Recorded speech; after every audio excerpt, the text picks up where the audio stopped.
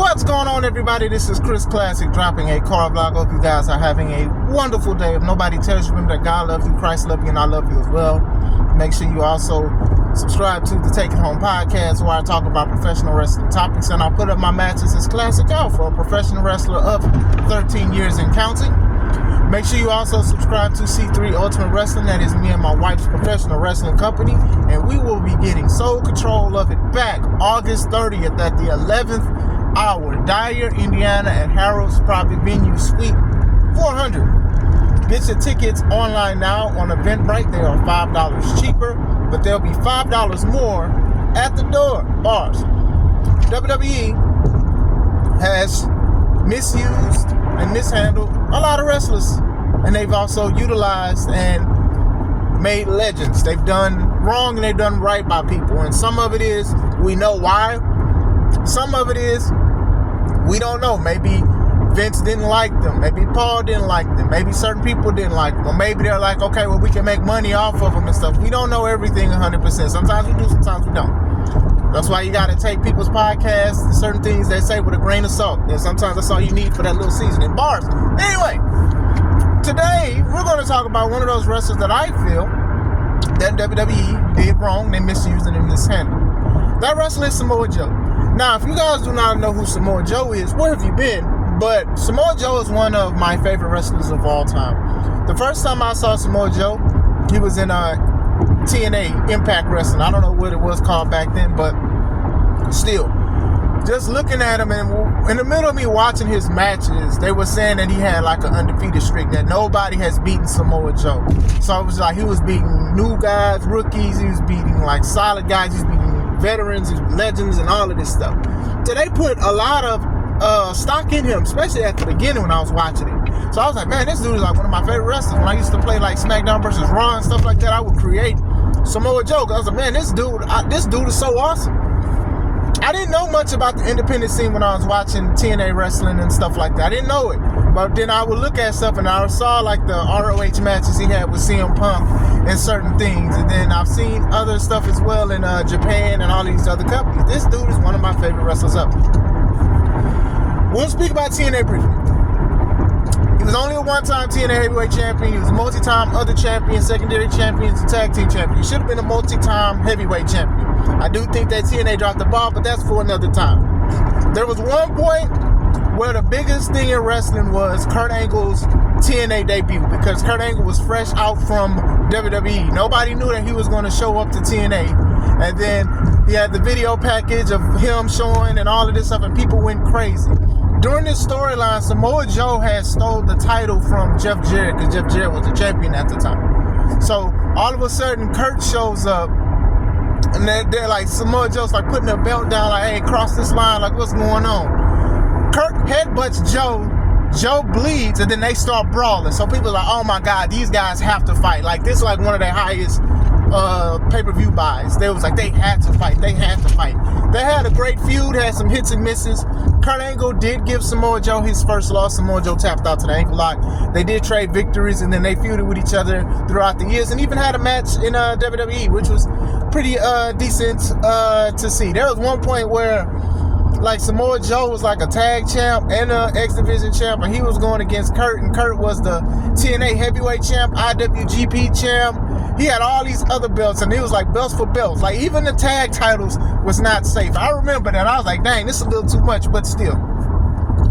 I know he did the Beatdown Gang with MVP and stuff like that, and then that stuff fizzled out. He did Nation of Violence. He did a lot of stuff. See, this is supposed to be about WWE's mishandlement of Samoa Joe, but I could talk about Samoa Joe for a long time. But still, we're going to talk about the WWE. Now, he shows up to NXT, and there were rumors of him showing up, and I was excited to see Samoa Joe because NXT was cooking at the time. So I was like, okay, cool. It's good to see him in WWE because there's some guys I wanted him to face.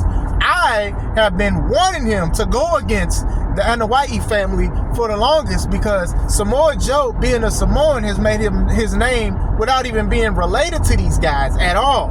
So not to say a stereotype like if you Samoan, you got to be related to them or you got to do something like that, but still to make a name for yourself as a Samoan and not be related to them is pretty dope. Now, I'm sure there are other people whose ethnicity is Samoan. They speak about it and they're happy about their culture, but Samoa Joe was him. He was him. Samoa Joe was him at one point. And I wanted him to do a feud where he was feuding with Roman Reigns and the Usos and stuff, saying like he's the real Samoan. He didn't have to rely on his family. He had to work hard to get to where he's at. He didn't have to rely on The Rock. Certain people like, I wanted that story so bad, y'all, and we never got it. That's another reason why they mishandled it, because that should have been the first thing. In NXT, I think he won the Dusty Classic with Finn Balor, and I believe eventually him and Finn, they feuded for the NXT title. Samoa Joe beat Finn, and then he also beat Demon Finn. Back then, Demon Finn was like Super Saiyan, Ultra Instinct Finn Balor. Like, nobody was beating him as the Demon, but Samoa Joe was the first to beat him in NXT. I know eventually Roman Reigns beat him, and then Edge beat him, or vice versa, which one is ever first, but still. So during this time, like NXT and stuff like that, there was an incident with he did the Muscle Buster, one of my favorite finishers, and a freak accident happened with Tyson Kidd, and Tyson Kidd had to have neck surgery and stuff. Like, it was real bad, and you could tell that like Samoa Joe felt bad for it and stuff, because it wasn't intentional. It was a move he has done a lot. He still does it, but he doesn't do it as much, and I can understand that can be like something just to think about. Some of us, even though we do a painful sport, we don't really want to permanently hurt people. We just do it for the competitiveness and who's going to one-up one. So still, that was something that was like in the air too, and that's going to go into my point at the end of this video, because Tyson was a trainer and I believe a producer, but especially more of a trainer. I think he was like quietly retired, and he was just going in and out of wrestling. I'm not 100% sure. So he goes against Finn, becomes the NXT champion, and then feuds with Shinsuke Nakamura. Nakamura beats Samoa Joe. Samoa Joe wins the belt back against Shinsuke in a rematch, and then within like 2 weeks, he lost the belt back to Shinsuke in Japan, just to get the crowd, because Shinsuke was like a big star in Japan, still is, right? So NXT, I'm fast forwarding some stuff. NXT was good and all of that stuff for Samoa Joe. Then he was on the main roster. I was like, oh man, this about to be crazy. I believe he did beat Roman Reigns, if I recall. Like, I don't want to say his Raw, maybe it was his Raw debut. I think he did beat Roman with a Uranagi. I could be wrong. I'm gonna have to look it up. But yeah, Samoa Joe was being Samoa Joe. The man could do promos. The man looks dangerous. He's lethal. He could do a whole bunch of stuff. And it was like, his promos, if you look at what he said about Jeff Hardy, even like the promo with promos against AJ Styles, a guy who he feuded with in TNA. By the way, in TNA, one of the greatest triple threat matches of all time was Samoa Joe versus Christopher Daniels versus AJ Styles. That is a match that a lot of people try to emulate, duplicate, simulate, but it's just nothing like the real thing. That is like one of the greatest triple threat matches of all time. It was perfect. Going back into it, with Samoa Joe talking about AJ's wife, talking about Wendy, going to their house. Like, it was crazy. I felt that Samoa Joe gave 100%. Before Jacob Fatu with the all gas, no brakes with it, Samoa Joe was already full throttle. He was already mashing the gas. You know what I'm saying? So I did feel like WWE could have definitely utilized him a lot better. Eventually, he would do like Survivor Series matches and be like one of the first 2 people eliminated. Stuff like that. I'm like, come on, man. Samoa Joe definitely deserved better, right? I do remember he did have a championship match against Brock Lesnar at a one-and-done pay-per-view called Great Balls of Fire. I think that's what it was called. They really had a pay-per-view called Great Balls of Fire. But anyway, I love the build-up, but some of the stuff was a little crazy. We knew that Brock was going to be victorious. We did, but at the same time, we was like, man, we was expecting more. But then you start looking at the stuff. Samoa Joe's promos about turning Brock's lights out with the coquina clutch and all of that stuff was all good. And I remember they would get physical and like push each other and Suplex City. I remember like one time Samoa Joe had him in his coquina clutch, and Brock just didn't pass out. It was like he took a knee. he like just took a knee. It was so awkward. It was just like, bro, like, why do you just pass out? Like, he just took a knee. Like, this was when Brock wasn't like enthused to wrestle. Like, he was just there. And then now with everything that's coming up with those allegations and text and evidence, you see why. Like, he really didn't want to wrestle at that time, and you can tell. He only cared for like a few people, and you can tell who he cared for. He loved Roman. You can tell that man loved Roman because of the matches and the quality. Now, some of these matches was hot garbage, but still, because some of these other matches was short or it was just suplex. This was one of those matches. I think both of them did good. I love that Samoa Joe showed no fear in Brock Lesnar. I love that he showed no fear. I love that he was punching. He was doing a whole bunch of stuff. He was attacking Brock. A lot of people wasn't just outwardly attacking Brock, and he did. The match was short. It wasn't short. It was alright. And then all it took was one F5, and then that was it. And we was just like, okay, well, we know that that's not gonna happen again. I know they had like promos and stuff. I know like Samoa Joe had a great promo. He was like, hey, look at Paul. Look at him. He knows that, you know, you could lose your belt. Look at your advocate and stuff like that, because I'll put you to sleep. Like, nobody was talking to Brock like that. Nobody was. Without getting beat up. He lost. But still. Now he had a United States Championship and stuff like that, and then eventually he did get released. He got released, and then apparently Triple H spoke up, was like, hey man, we need to bring him back. Before he got released, he was a commentator too. He was decent. He was great. Like, the man could talk. Before he got released the first time, he was a commentator, and he was decent. The man could talk and everything like that. I loved his insight and stuff like that, right? When he got released. Then it was like Triple H wanted to bring him back and talk to Vince about it, and Vince was like, all right, cool, we'll bring him back. They brought him back to NXT. So not even WWE, to NXT. Now, they do have some WWE wrestlers who do go to NXT for basically perfecting a craft and maybe like helping the younger talent. It's something to do as far as storylines. I mean, now with TNA involved, all of these people is visiting everybody's house. You know what I'm saying? But still, so William Regal was an enforcer, and this was at the time that Karrion Kross was the NXT champion. Karrion Kross was not really losing to a lot of people. Little to none, dang near undefeated or whatever. I'm mixing my dates up. I know I am with certain situations because I didn't look up Karrion Kross's information. But still, he was the champ there or whatever. And Samoa Joe was like the enforcer to William Regal. So Samoa Joe would say, hey, Kross, you can't touch me. If you touch me, it's on and popping. Kross choked him out, and I was like, oh snap, here we go. We're about to get Karrion Kross versus Samoa Joe. They wound up doing it. Samoa Joe versus Karrion Kross. Samoa Joe beats Karrion Kross and becomes an NXT champion for the third time. That was unprecedented at the time. I don't know if somebody has won it more than 3 times or 3 times, but still, he wins the belt. So, all right, cool. He's a champion again. Samoa Joe. Only for him to vacate it between a week or two because he said for COVID and there's a new direction. So you mean to tell me COVID really, y'all really, come on, man, y'all did this man wrong. Vince was not a fan of Samoa Joe. You cannot tell me no different. He was just not a fan of him. Maybe because of his ties with the Anoa'i family. Didn't want nobody to make a name that wasn't Samoan, that didn't have the Anoa'i last name. I don't know. But it definitely looks like it was targeted. For the man to win the belt and then have to vacate it because of COVID. Come on, man. And not only did he relinquish the belt, he was released a few days after that. What was the point of bringing this man back to beat a guy who was dang near unbeatable at one point?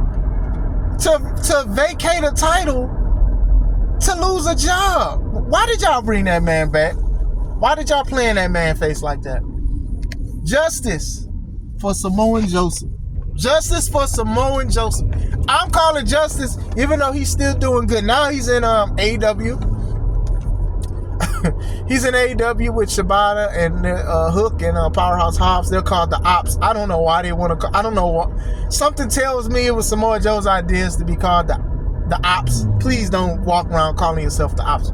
Still, he's also a one-time AEW World Champion. He's the one who beats MJF's title reign. I think MJF had a historic title reign.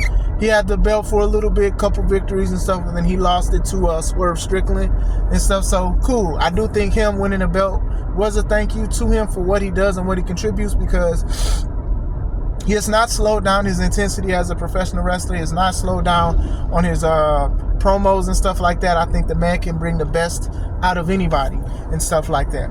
Now, going into the WWE thing, could him accidentally hurting Tyson Kidd be one of the ones? It could be.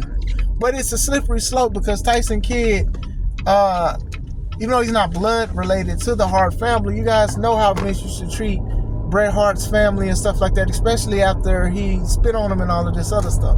But still, sometimes you like somebody so much, you know, you want to show something. Or maybe like if you don't like somebody, and I've spoken about this before, if you really can't stand somebody, if they do something very, very wrong, you're gonna, I don't want to say celebrate it, but you're gonna point it and put that in somebody's face. See, he's not good because of this, he's not good because of that.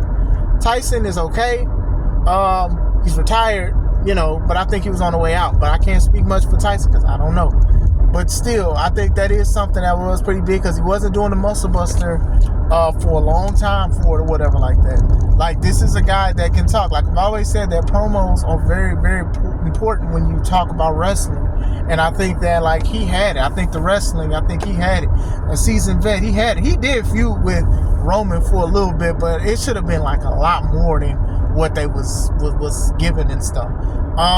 The WWE run, like I said, every time he had a microphone, it was magic. It was magic when he had a microphone. Him being released, and even, you know, because he got hurt before he did the commentator thing. They did the commercial for the video game, 2K, WWE 2K. He got hurt or whatever like that. Eventually did commentate, and then he got released and stuff. So I was like, dang, that sucks he got released because it's Samoa Joe, one of the greatest wrestlers of all time, in my opinion. And then they brought him back. I was like, okay, cool. They're going to right their wrong, you know. They didn't. I mean, the NXT championship is cool, but to vacate it, and then they say because he had COVID and all this other stuff, and Vince's new direction for NXT, because this was also around the time where NXT was losing ratings war to Dynamite. So I did feel like Vince used that as a fuel to try to rebrand NXT and do certain things certain ways, because it's like, hey, we supposed to be beating these guys. That's just the competitive spirit of Vince McMahon. But yeah, man, that man was done wrong. They did that man wrong. They did Samoa and Joseph so wrong in WWE. Do y'all remember that? What was your favorite moments? What was your worst moments? Like, to me, like, y'all guys, like, y'all gotta understand, like, Samoa Joe is that guy to me. Like, he could be in the main event. Like, he's a role player. He reminds me of Seth Rollins, right? Seth doesn't have to compete for main event titles. He can do secondary titles. He can do tag titles. He can do a whole bunch of stuff. He is elevated. He can do anything. Like, some people, they're great at one level, and that's it. Some people are great in the middle. Some people are great at the bottom to help people, journeymen and stuff like that. And some people are great at the spotlight. It looks odd for certain people to have championships. Like, imagine Brock Lesnar with a United States title, let alone a 24/7 title. And there's no disrespect to that title, but I'm just saying in general, like think about that kind of aesthetic, is that you probably wouldn't see that, or it probably look a little weird to some people. That's just how it is. So Samoa Joe and guys like Seth Rollins, they can do this kind of stuff.